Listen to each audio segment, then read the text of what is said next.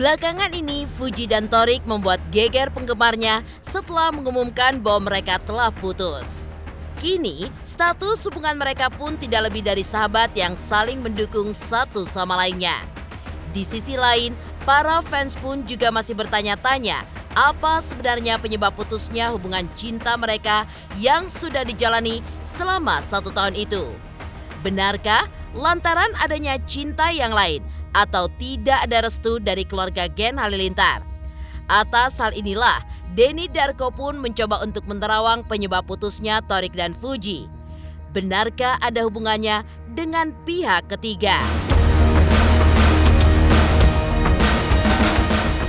Lalu, bagaimanakah dengan peneropongan Denny Darko akan hubungan mereka ke depannya? Akankah mereka CLBK ataukah memang sudah benar-benar selesai? Dan bagaimana pula Torik yang terlihat menangis di depan Atta dan Aurel setelah putus dari Fuji, namun kembali terlihat tegar ketika menghadiri acara yang digelar oleh Putra Siregar, bahkan bertemu Fuji di acara tersebut. Pemirsa, bersama Intens Investigasi, kami hadirkan kabar terkini, terpercaya, dan teraktual. Tetapi sebelumnya, jangan lupa untuk like, subscribe, dan juga share channel YouTube ini.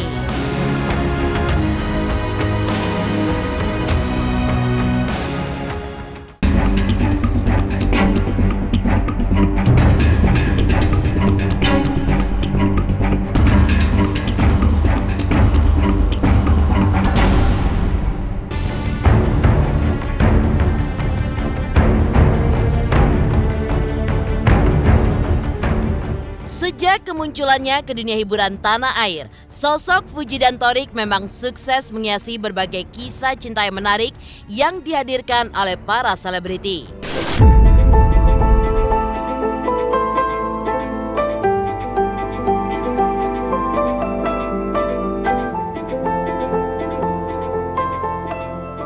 Ya, sejak menjalin asmara, cerita cinta keduanya memang selalu menjadi sorotan. Tak hanya bucinnya Torik kepada Fuji, namun kemesraan mereka pun juga sukses membuat penggemarnya menjadi baper. Tapi sayangnya, jalinan kasih yang telah dijalani 1 tahun lebih itu pun harus kandas, hingga kabar mereka putus pun menggegerkan publik.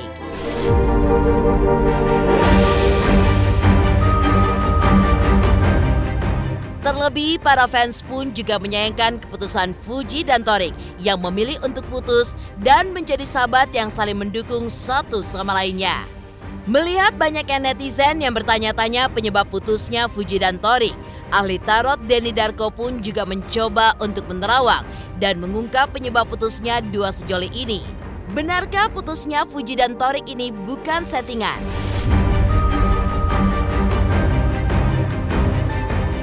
Halo pemirsa Intens Investigasi, bersama saya Denny Darko. Kita akan membahas satu berita menggemparkan yang terjadi, yang sebenarnya pernah saya prediksi, tapi saya takut ngomongnya karena takut dibully oleh para netizen yang maha segalanya. Tapi saya sebenarnya sudah memberikan banyak sekali clue di mana kalau nggak ada hal-hal yang bisa menaikkan hubungan mereka, maka ini akan segera berakhir. Tapi kalau ternyata mereka berhasil menaikkan status hubungannya, maka Maret dan April akan menjadi bulan mereka. Tapi kenyataannya berkata seperti yang pertama, dan akhirnya mereka berpisah. Apakah mereka akan berjumpa lagi? Akankah ada CLBK? Saya lihat ada kemungkinan itu. Utinya sedih, nanti habis ngomong sama Torik tadi, tanya Toriknya aja makanya. Dia habis sedih habis ngomong sama Torik. Yang mutusin duluan siapa sih? Kamu sih? Tanya Torik dong. Kamu gimana? Tuh, Torik tuh.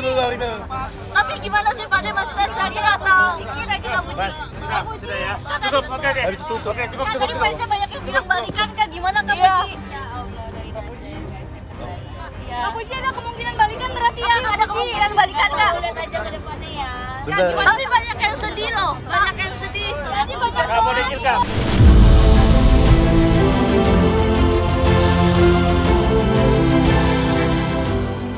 Hingga kini, para fans pun juga masih bertanya-tanya apa sebenarnya penyebab putusnya hubungan cinta Fuji dan Torik yang sudah dijalani selama 1 tahun itu.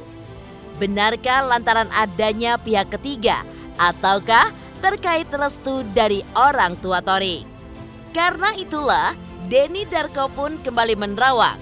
Benarkah pihak ketiga ini pun turut mendukung situasi Fuji dan Torik yang pada akhirnya mengambil keputusan untuk berpisah secara baik-baik? Dari awal sebenarnya ini adalah hubungan yang mungkin sedikit dipaksakan. Bukan dari personnya, tetapi dari nature mereka ini berada.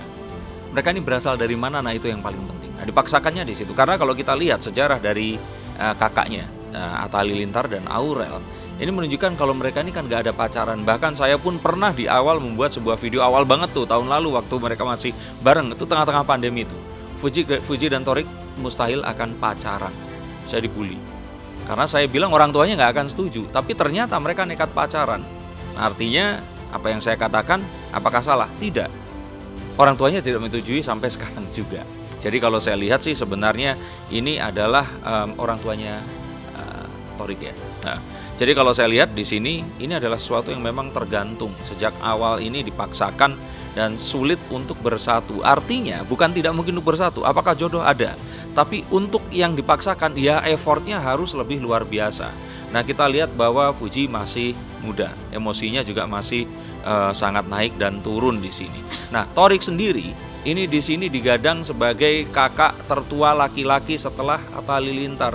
Otomatis setelah Atta ini menikah, maka tampuk kepemimpinan keluarga yang jumlahnya ini 11 orang ini tadi tentu saja harus dipimpin oleh Torik, mencontohkan, memberikan juga nasihat dan juga melakukan hal-hal yang mungkin juga sejalan dengan apa sih nafas keluarga Halilintar ini. Dan ini sepertinya sulit, dan ini satu hal yang kalau orang yang berpikir pasti akan kan kejadian juga seperti itu. Dan apa yang menyebabkan perpisahan mereka? Apakah sudah tiada cinta lagi atau ada pihak ketiga di sini? Dan saya lihat ya ada pihak ketiga. Ya, ada pihak ketiga.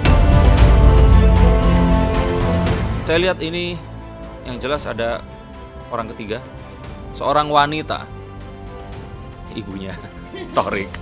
Ya jelas lah. Semua tadi juga di awal sudah saya katakan bahwa orang ketiganya ini adalah beliau. Kenapa? Ya beliau yang memplot Halilintar ini akan seperti apa, beliau yang juga menasihati Torik dan semuanya. Dan rupanya ini memang belum ketemu. Artinya ini adalah satu hal yang ya Fuji mungkin memang masih pengen kuliah, memiliki teman, artinya belum memutuskan untuk menikah. Dan kalau memang belum menuju ke pernikahan, otomatis Torik nggak bisa maju lebih jauh lagi. Dan apa yang akan dilakukan ini otomatis kan melakukan pacaran yang mana tidak disetujui oleh sang ibu. Jadi kalau menurut saya sih ini satu hal yang orang itu tahu akan terjadi, tapi ditunda-tunda, semoga nggak terjadi, tapi akhirnya terjadi pula. Dan ya sudah, ini yang sekarang ini harus dihadapi. Jadi kalau orang ketiga, ya sebenarnya orang ketiga yang baik ya, yaitu orang tuanya ini tadi. Dan kalaupun ternyata dibilang tidak merestui, bukan tidak merestui secara person, tapi secara mereka ini diminta untuk kalaupun memang mau berhubungan laki-laki dan wanita, ya ini harus ke hubungan yang memang serius, yaitu menuju ke pernikahan tadi.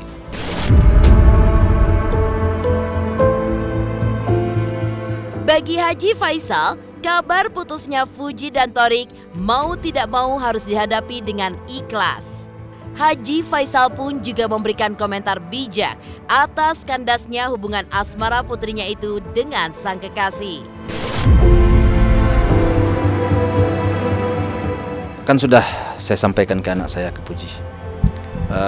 Tidak ada masalah itu, nak. Saya sudah sampaikan ke anak saya. Tapi Allahualam lah bagaimana di hatinya. Yang tahu kan dia dengan dirinya. Tapi kalau bagi saya selaku orang tua dari Fuji, saya bersampaikan hal-hal lain itu tidaklah jadi persoalan bagi Papa. Kamu kan sudah lihat, Dosip Panes saja istri abang kamu. Kalau kamu suka, kalau kamu serius, kalau kamu mencintai seorang, Papa tetap akan mencintai. Yang penting orang itu sayang sama kamu. Yang penting orang itu suka sama kamu. Yang lain itu tidak terlalu masalah banget bagi Papa. Tapi alangkah baiknya pihak lain itu klop, kan begitu. alangkah baiknya pihak lain itu mendukung, mensupportkan alangkah baiknya. Tapi kalau memang tidak, ya mau apa juga kita kan gitu. Nggak mungkin dong kita memaksakan seseorang. Seperti apa nih, Rick? Harus kita masih belum. Udah guys, Gimana tadi gimana di dalam? iya, Ya mungkin alasannya apa? belum banyak AC-nya jadi kayak pas. Jadi nggak panas kan. Torik. Iya, alasannya apa, Torik? Alasannya apa, Torik? Oke, udah makasih Torik, makasih Torik, hati-hati.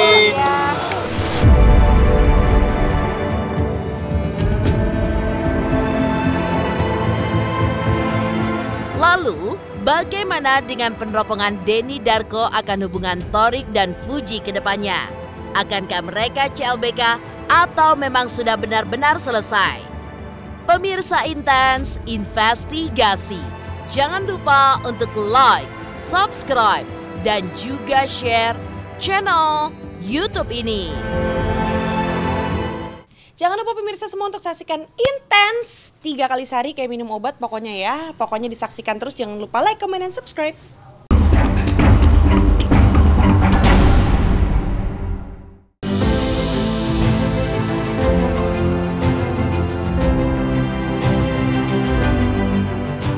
Pasca hubungan asmara Torik dan Fuji yang sudah kandas, tidak dipungkiri banyak warganet yang bertanya-tanya apakah mereka masih saling mencintai.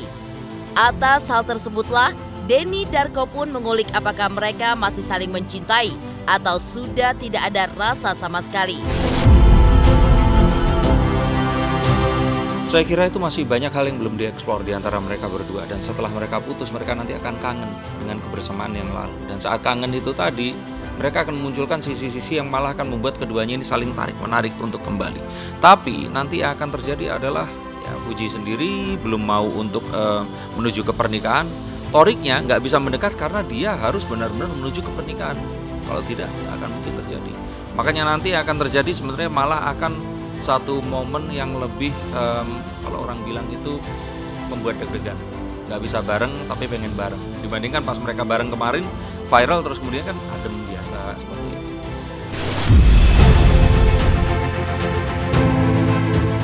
Lalu bagaimanakah peneropongan Denny Darko akan hubungan Torik dan Fuji ke depannya? Akankah mereka CLBK atau memang hubungan asmara keduanya benar-benar sudah selesai?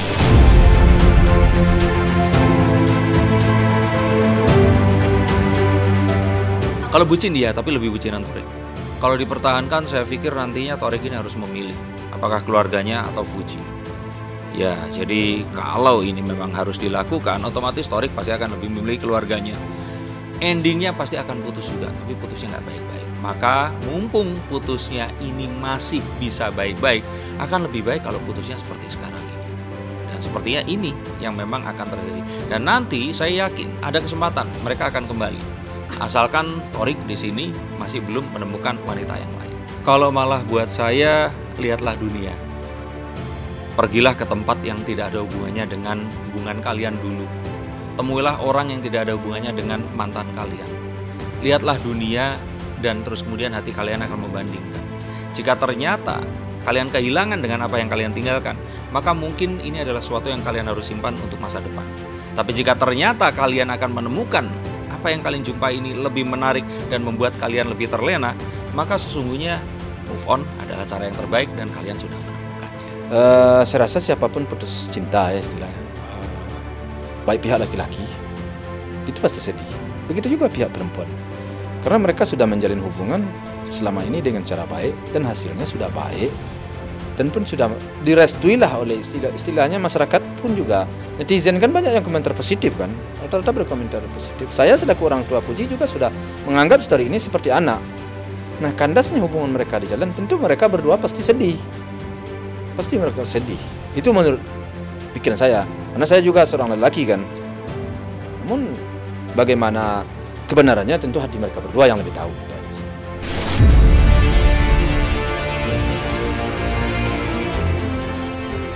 Dan bagaimana pula Torik yang terlihat menangis di depan Atta dan Aurel namun kembali terlihat tegar ketika menghadiri acara yang digelar Putra Siregar, bahkan dirinya pun juga bertemu dengan Fuji di sana. Pemirsa Intens Investigasi, jangan lupa untuk like, subscribe, dan juga share channel YouTube ini. Hai semua, jangan lupa tonton Intens setiap hari Senin sampai Sabtu 3 kali sehari. Jangan lupa like dan jangan lupa subscribe.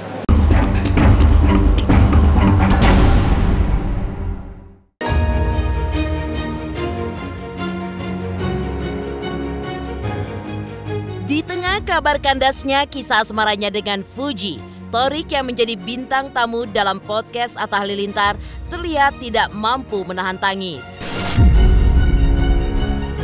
Terlebih saat Atta bertanya soal target menikah, ujung dari pembicaraan malah membahas awal perkenalan Thorik dengan Fuji yang membuat Thorik pun tidak mampu menahan air matanya. Dan untuk menguatkan, Atta pun memberikan pelukan pada sang adik yang sedang patah hati. Ya, kandasnya cinta Thorik dan Fuji masih membuat banyak orang pun penasaran. Terlebih setelah putus, mereka pun masih terlihat kompak di satu acara dan terlihat baik-baik saja. Tapi sesungguhnya, benarkah mereka dalam keadaan baik-baik saja? Faktanya, saat datang di acara yang digelar Putra Siregar, keduanya pun datang secara terpisah. Begitu pula saat hendak pulang, tidak lagi berdua seperti sebelumnya. Dia akan baik-baik aja ya guys ya. Berdua dong. Berdua lu lihat nih gua. Karena aku ada Fadli dimanapun kapanpun sampai aku mati. Iya, kita masih berhubungan baik, masih saling support, saling mendoakan dan saling menghargai. Nah, insya Allah selagi kita masih berhubungan baik, kita semua kerjaan kita kerjakan secara profesional. Mungkin ada salah komunikasi aja kan. Karena mereka masih sama-sama saling menyukai. Saya tidak terlalu berpikiran jauh soal itu. Masih saya beranggapan dan berprasangka bahwa hubungan mereka akan baik kembali. Masih saya seperti itu. Karena selama ini hubungannya baik dan positif untuk mereka berdua. Bahkan untuk orang lingkungan lain pun positif. Mereka telah banyak belajar untuk saling menyesuaikan diri. Mereka telah belajar untuk saling mengisi kekurangan dan kelebihan masing-masing. Jadi kalau menurut saya terjadi sekarang umpamanya seperti yang Mbak bilang putus hubungannya, saya masih meyakini bahwa mungkin mudah-mudahan suatu saat mereka kembali baik. Cukuplah sekarang untuk cooling down aja bagi dia, ya istilahnya cooling down aja bagi dia untuk berpikir dan merenung. Kemudian mereka sama-sama menyadari dan kembali lagi. Saya sih harapan saya itu. Sebab persoalan yang berat tidak ada. Kecuali kalau persoalannya berat, mungkin saya ya sudah mungkin begitu. Tapi ini persoalan yang berat itu nggak ada. Itu alasan saya. Tadi aku nanyain kok, udah aku sempat ledekin juga. Tapi kami baik-baik aja kok katanya. Ya mudah-mudahan yang baik. Tadi aku juga pelukan sama Thorik, aku bilang, aku tahu saat aku bermasalah kamu doain yang terbaik buat aku. Gitu juga dengan kamu, apapun masalahnya.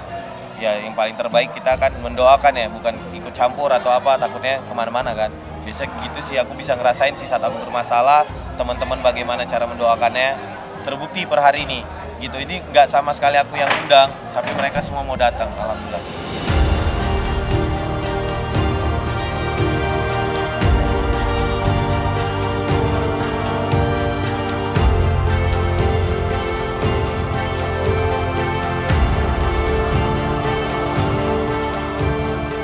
Demikian pemirsa, kabar terkini, terpercaya, dan teraktual yang kami hadirkan hari ini. Saksikan terus Intens Investigasi setiap hari Senin sampai dengan Sabtu, tayang 3 kali sehari, yaitu pada pukul 11 siang, 3 sore, dan 7 malam, hanya di YouTube channel. Dan pastikan jangan lupa untuk like, subscribe, dan juga share channel Intens Investigasi.